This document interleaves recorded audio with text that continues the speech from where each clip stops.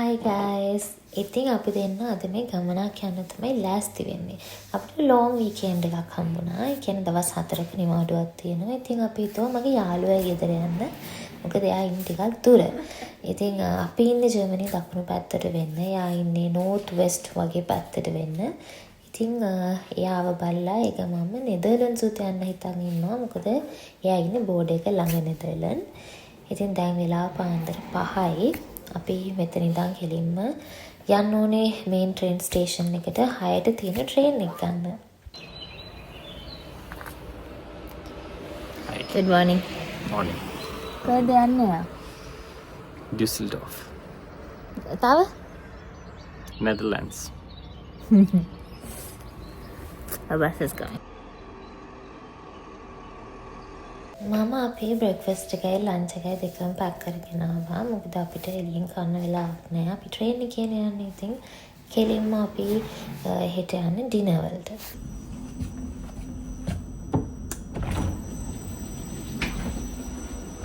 අපි උදේම තිබ්බ ට්‍රේන් එකේ ආව හින්දා සෙනඟ හරිම අඩුයි. ගොඩක් වෙලාවට උදේ යන ට්‍රේන්ස් මේ වගේ උනාට දවල් වෙන්න සෙනඟ පිරෙන්න ඉන්නවා. ඔන් කාරණා යාගේ කොෆි එකත් ගෙදර ඉඳන්ම රෙඩි කරන් ආවා. මොකද ඒක නැත්තම් එයාට යාගේ දවස පටන් ගත්තේ නෑ වගේ.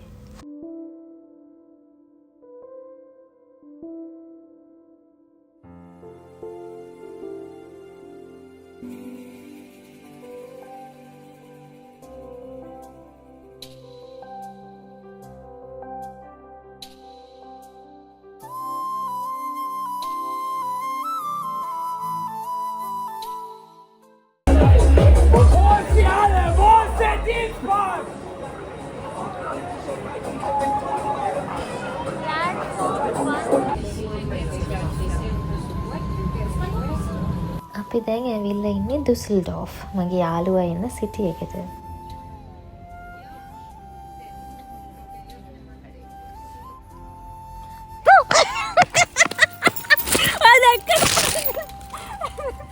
අයියෝ ඇංගිලා ඉන්නේ. ඔව් අපි දෙන්න ඇංගිලා. මෙයා එබුණා. Why did you ever? I thought it was someone else, so I thought she already passed this, and then I'm like, okay, someone else. They will really put me inside. Welcome from inside. දිනෝෂිගේ සොඳුරු පල්පත. මෙතන හැඩවල දාලා ලෑස්ති වෙන්නේ. අපි ආව launch කරන්න යන්නේ YouTube එකේ. Anne, please. Launching of My Instagram is Dinoshi Fernando. You can remember with that. මොකක්ද වදින්නේ? Sadhu. Okay. On card. Repeat time. Okay. දැන් මොකක්ද කියලා කපන්න මේක? Wait. I'll put a song. Congratulations.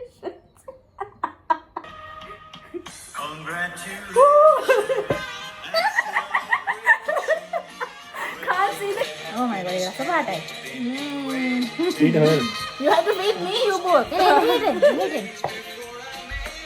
හරි.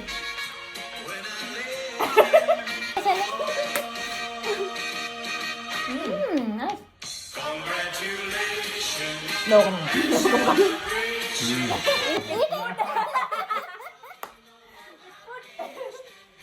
ඉතින් අපේ වෙඩින් එකෙන් පස්සේ ජර්මනි ඇවිල්ලා මුලින්ම ගියේ යාළුවයි ගෙදරට හින්දා එයා කේක් එකකුත් ගෙනල්ලා තිබ්බා. ඉතින් ඊට පස්සේ අපි එදා ටිකක් රෙස්ට් කරලා රෑ පොඩ්ඩක් ඩුසෙල්ඩෝෆ් වල ඇවිදලා එම්ම නිදාගත්තා. තිබුණ මහන්සියට මුකුත් රෙකෝඩ් කරේ නැහැ. Hi. Good morning. Morning කොට දැන් තව දෙන්නත් ළඟ. Good afternoon is closer. අපි නෙදර්ලන්ඩ්ස් යන්න හදන්නේ ට්‍රේන් එකේ. අපි අපේ යාළුවා ගෙදර ආවනේ. එතන ඉඳන් නෙදර්ලන්ඩ්ස් වලට ළඟයි ට්‍රේන් එකේ. ඉතින් ට්‍රේන් එකක් තියෙනවා ඩිරෙක්ට්. ඉතින් අපි ඒක යන්න හදන්නේ. ළඟයි කොට පැය එකමාරක් දෙකක් විතර තියෙනවා. අපි ගිහින් බලමු. මේ තියෙන්නේ මගේ යාළුවා වැඩ කරන හොස්පිටල් එක. මේක මොකද්ද මේක? ඒකට කියන්නේ මානසික රෝහලක්. ලස්සනයි. ඒක ගොඩාක් ඉඩ තියෙනවා. කැලයක් මැදින් වගේ තියෙන්නේ. මේ බලන්න රෝස මල්. Thorns are also so beautiful, like red. Colours මාර ලස්සනයි. රෝස පාටයි අර කහ පාට yellow color also වචා.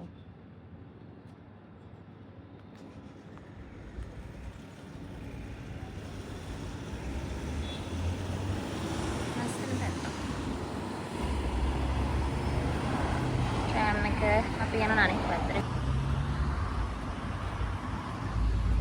Fit check. Fit check. Go back.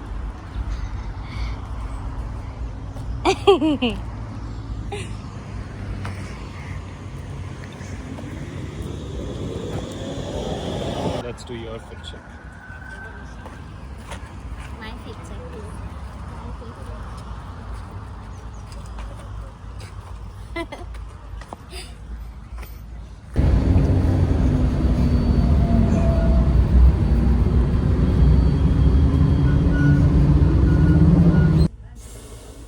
Train එක නෙදර්ලන්ඩ්ස් වලටත් ඇවිල්ලා මට හොඳටම නිින්ද ගියා. පැය කමාරක් විතර එනකම්ම මම නිදාගෙන තමයි ආවේ.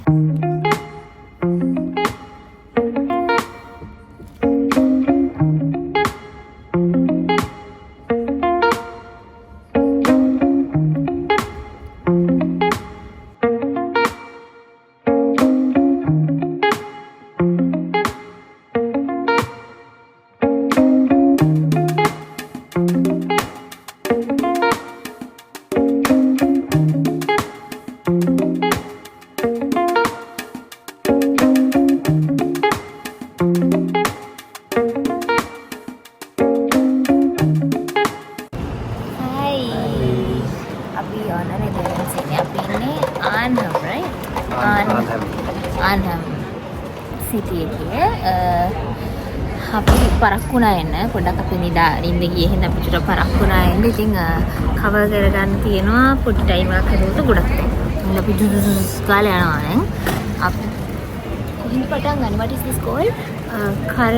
කොරන් market. Korean market. Korean market. දැන් නම් වහලා තමන්ලා ඒක කඩ අපි බලමු. අපි ආවේ නෙදර්ලන්තයේ ආන්හම් කියන නගරයට. මේ නගරය ගොඩක් ප්‍රසිද්ධ The Battle of Arnhem කියන දෙවන ලෝක යුද්ධ සමයේදී වෙච්ච සටනකට.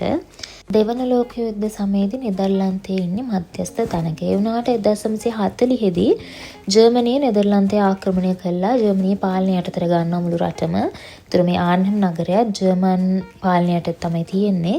ඉතින් ඊට අවුරුදු 4කට පස්සේ කියන්නේ 1944 දී බ්‍රිතාන්‍ය, ඇමරිකාව, පෝලන්තය කියන මිත්‍ර හමුදා එහෙම නැත්නම් ඇලිස්ලගේ පැත්තේ කට්ටිය මිෂන් එකක් ආරම්භ කරනවා ජර්මනිය ඇතුළට යන්න ඔපරේෂන් මාකට් ගාඩන් කියලා. ඉතින් මේකෙදි ඒගොල්ලෝ කරේ නෙදර්ලන්තයේ ඇතුලේ තියෙන පාලම් යාළගේ යටතට අරගන්න හදන එක.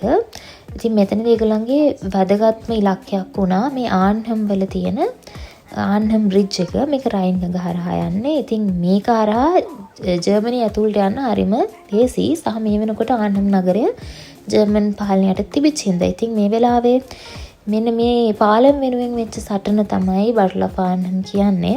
ඉතින් මේක දෙවන ලෝක යුද්ධෙදී වෙච්ච ගුවනින් වෙච්ච සටන් වලින් වැදගත් එකක් කියලා කියනවා. මොකද පැරිෂූට් වලින් තමයි හමුදාව බ්‍රිතාන්‍ය හමුදාව මෙතනට කියලා තියෙන්නේ. ඉතින් මේක ලොකු කතාවක්. ඉතින් මෙතන මියුසියම් එකක් තියෙනවා සහ තාමත් ඒ සමරු මතක සටහන් තියෙනවා. ඉතින් මේ Battle of Arnhem වලින් මේ නගරයට ලොකු විනාශයක් වෙලා තියෙනවා. ගොඩක් මිනිසුන්ට ගෙවල් නැති වෙලා ජීවිත හානි වගේ ගොඩාක් දේවල් වෙච්ච තැනක්. ඉතින් ඒ වුණාට දැන් නම් බලන්නකො මේ නගරේම කිසිම දෙයක් නොවුන විදියට තියෙනවා. හරිම ලස්සන සාමකාමී නගරයක් දැන් මේක.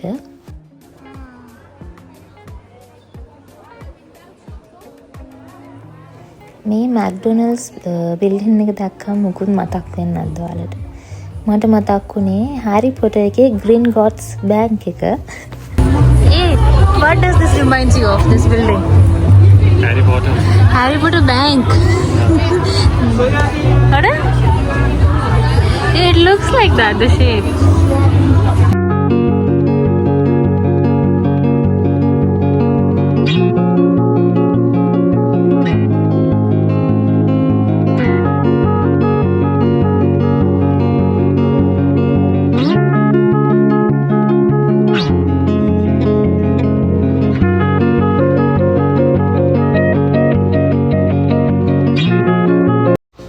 මේ මොනියුමන්ට් එක හදලා තියෙන්නේ දෙවන ලෝක යුද්ධ සමයේදී ආන්හෙම් වලින් බලහත්කාරයෙන් අරගෙන ගියපු යුදෙව් 1500කට වැඩි පිරිසක් සිහිපත් කරන්නයි.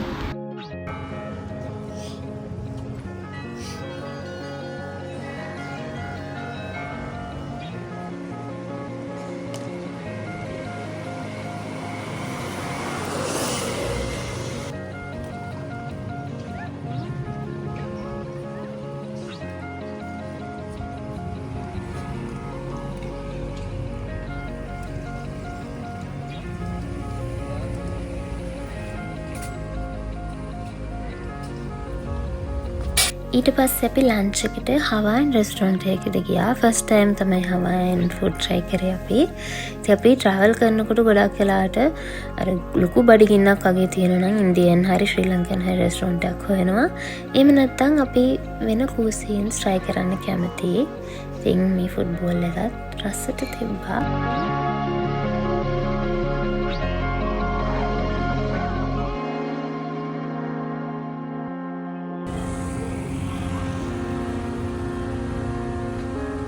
මේ තියෙන්නේ ඒ සටනට හේතු වුණ ආන්හෙම් බ්‍රිජ් එක. මේක දැන් ජෝන් ඩී ෆ්‍රොස්ට් බ්‍රිජ් එක විදිහට තමයි හඳුන්වන්නේ. ජෝන් ඩී ෆ්‍රොස්ට් කියන්නේ බ්‍රිතාන්‍ය හමුදා නිලධාරියෙක්. එයාගේ නායකත්වයට තමයි මෙතනදී මේ සටන අරගෙන ගිහලා තියෙන්නේ.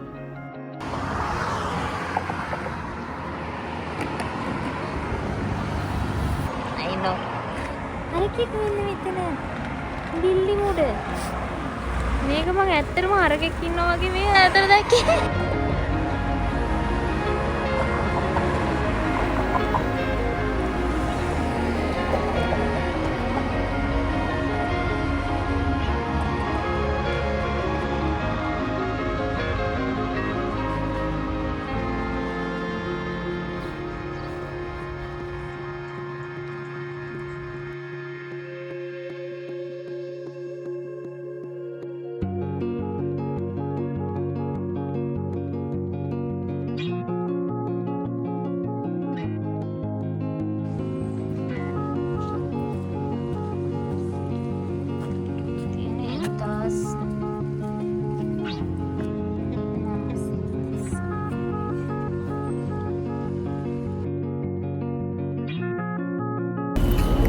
This is his.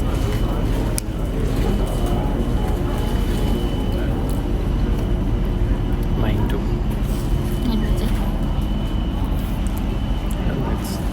Oh, this is from up.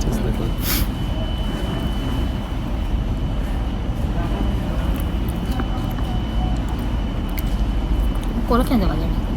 There is something called කොලකැඳ. අපි දැන් ආයේ යාළුවයි ගෙදරට යනවා.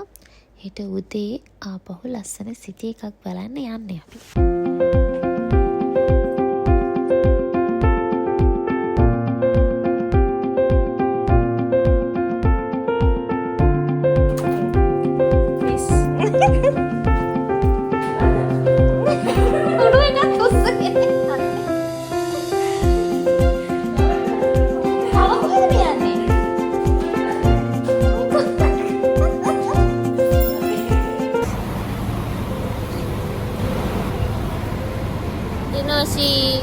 tour guide අපිව අද එකගෙන යනවා කලුන් වලට කලුන් මම කියාගන්න අමාරුයි පොඩ්ඩයි ගන්න හෙට. ඔයාලා හසුද කලුන් යන්න? කලුන් ලැසිද?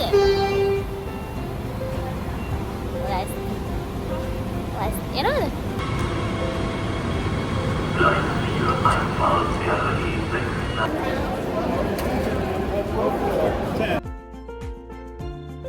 මේ තියෙන්නේ යුනෙස්කෝ ලෝක උරුමයක් වෙන කොලෝන් කැතීඩ්‍රල් එක. ඉතින් ඔයාලා දන්නවද මේ කැතීඩ්‍රල් එක හදලා ඉවර කරන්න අවුරුදු 600ක් ගිහිල්ලා තියෙනවා. ඒ කියන්නේ මේක 1248 තමයි හදන්න පටන් අරන් තියෙන්නේ. ඉවර කරලා තියෙන්නේ 1880 දී. ඉතින් මේකට හේතුව තමයි මේකේ තියෙන මේ ලොකු සංකීර්ණ ඩිසයින් එක. ඉතින් ඒ වගේම තමයි මේක හදන්න තියෙන ගොඩක්ම චර්ච් ඩොනේෂන්ස් වලින්. ඉතින් මැදදී ඇතිවෙච්ච මුදල් ප්‍රශ්න හින්දා නතර කරලා තියෙනවා. ඒ වගේම තමයි මධ්‍යකාලීන යුරෝපයේ නිතරම යුද්ධ තිබ්බා, රාජ්‍ය වෙනස් වීම, ආගමික ගැටලු කියන්නේ කන්ෆ්ලික්ට්ස් වෙලා තියෙනවා. ඉතින් මේ හින්දා නතර වෙලා තියෙනවා. ඉතින් එහෙම කාලය යන්න තාක්ෂණයත් ආයේ ආවත්කාලින වෙලා අන්තිමේදී 1990 ගණන් වල ටෙක්නොලොජි පාවිච්චි කරලා තමයි මේක ඉවර කරලා තියෙන්නේ. ඉතින් මේක ලෝකයේ දෙවනියට උසම දෙව්මැදුර. පළවෙනි එකක් තියෙන්නේ ජර්මනියේ. ඒ වුණාට ඒකට වඩා මේක ප්‍රසිද්ධයි මේකේ ස්ට්‍රක්චර් එක හින්දා. මේ දෙවන ලෝක යුද්ධයේදී කොලොන් වල තියෙන ගොඩක් ගොඩනැගිලි විනාශ වුණාට මේ දෙව්මැදුර විනාශ වෙලා නැහැ. මේක ශුද්ධ පේදුරුතුමා සෙන්ට් පීටර් වෙනුවෙන් කැප කරලා තියෙන දෙව්මැදුරක්.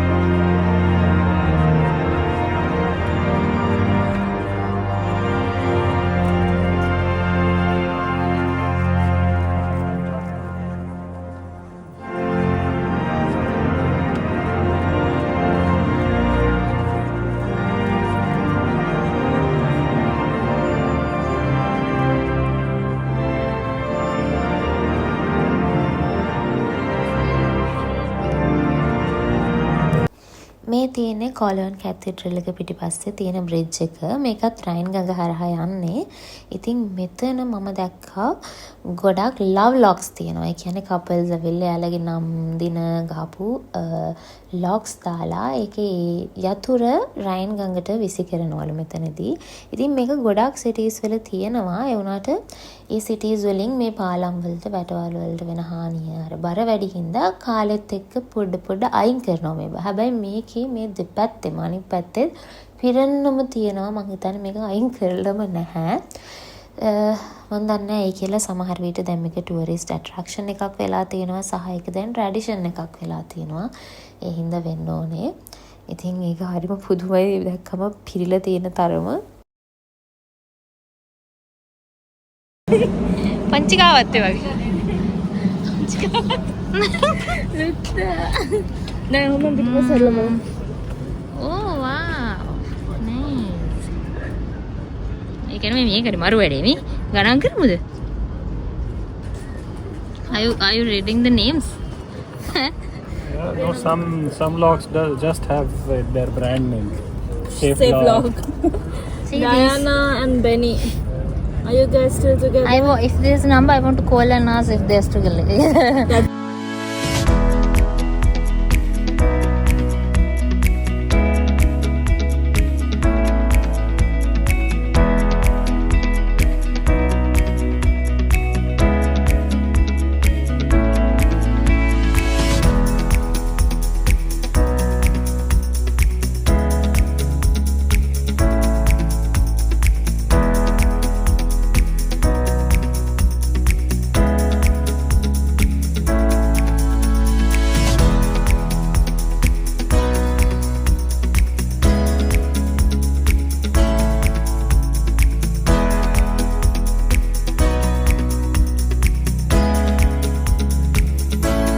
දැන් අපි නිවාඩුවේ අවසානයට ඇවිල්ලා තියෙන්නේ.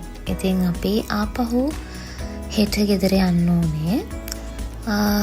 දැන් ඩුසෙල්ඩෝර්ෆ් වලට ඇවිල්ලා හවස පොඩ්ඩක් රයින් ගඟ ඉවුරේ වාඩි වෙලා ඉඳලා ගෙදර ගියා. කලින් නිදාගෙන ආයෙ උදෙන්ම යන්න පිටත් වෙන්න.